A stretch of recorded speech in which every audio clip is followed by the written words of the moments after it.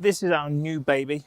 This is the smallHD 1703 HDR. Now, typically smallHD do very small monitors, but this one breaks the mold because they've got a few sizes from memory. They have a 13-inch, a 17-inch, and a 24-inch.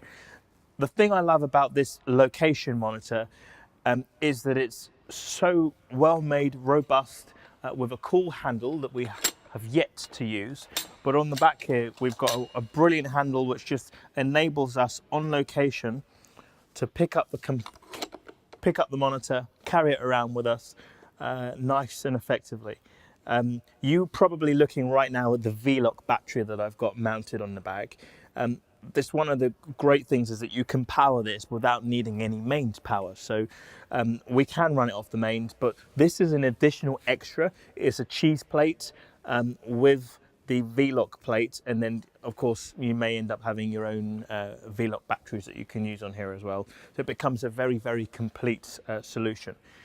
In terms of the, sorry about that, in terms of the inputs and outputs, some great options here. We've got one input and output for HDMI, and then we've got two SDI outputs and two SDI inputs. That's exceptionally useful. Particularly, let's not get these cables tangled up, because you can use this as a multi-screen as well, i.e. you could click on a button and you can see two feeds at the same time. So here I am looking at Emily and Jordan larking around in the studio, and then I am now seeing what you see, which is myself on the monitor. The cool thing as well is that because this is a 1000 nit screen or monitor, this is totally viewable outside. So if you're operating outside in bright sunlight, you've got the option of being able to see the image clear enough to understand your composition, get an idea of where your colors are. Of course, there is a hood as well, and this hood that clips on easily that comes with the package that I got means that even in the harshest of scenarios, you're in a really good position to be able to see a really nice, clear picture. It's not a 4K monitor. It is essentially 1080p, but it's 10 bits, so it's got a brilliant number of colors on there. One of my favorite things about this monitor, yes, the ability to have two displays at the same time. However, the thing I really enjoy is the Pages interface. So very quickly, I can toggle between different views.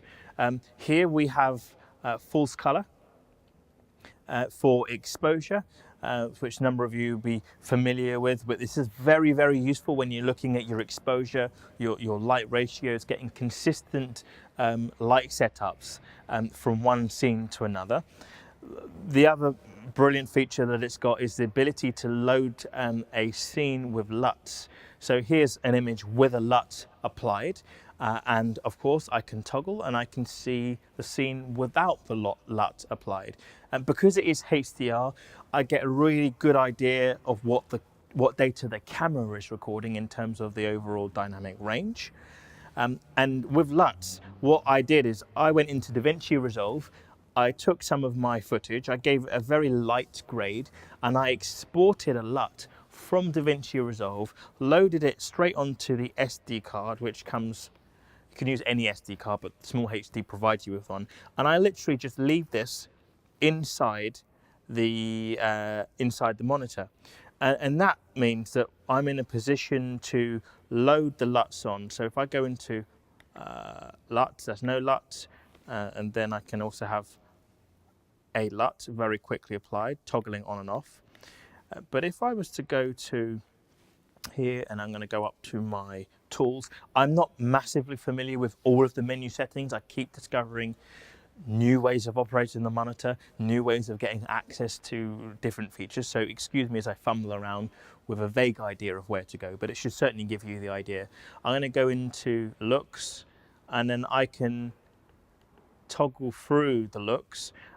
I've got all of my looks that are loaded on the SD card. I haven't quite yet understood how to load LUTs from the SD card onto the internal memory that should have on the monitor, but I can flick through. The great thing is, as I go through these different LUTs, I could have loads of these, I could have 100 on here, it's going to show me what each LUT looks like as a preview.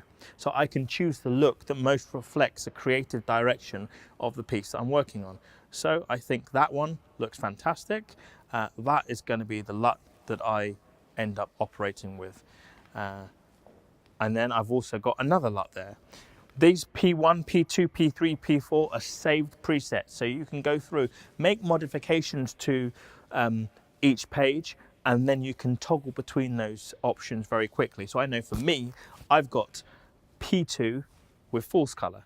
P3 I've got with just no LUT applied whatsoever. And now, as you can see, I've got one LUT there and one LUT here. I could also start to activate features such as scopes. And now, because I'm on P1, it's going to remember my settings for P1.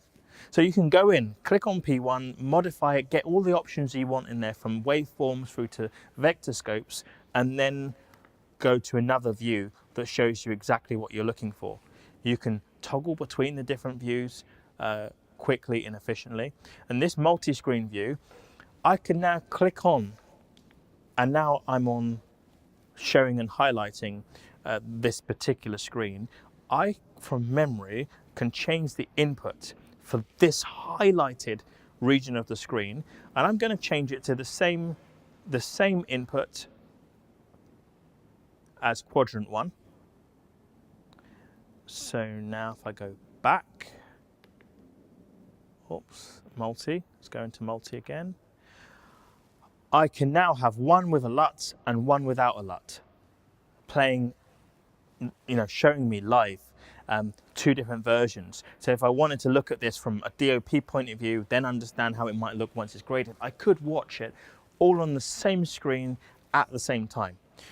Also got speakers built in as well, so if you do want to play out the audio and have an understanding of what's going on there, we've plugged this straight into our computers in the office so that we can edit and have a nice screen to edit with. Naturally, it's not going to benefit with HDR coming out of a normal Mac or PC, but so far I'm finding this a very, very useful monitor to have.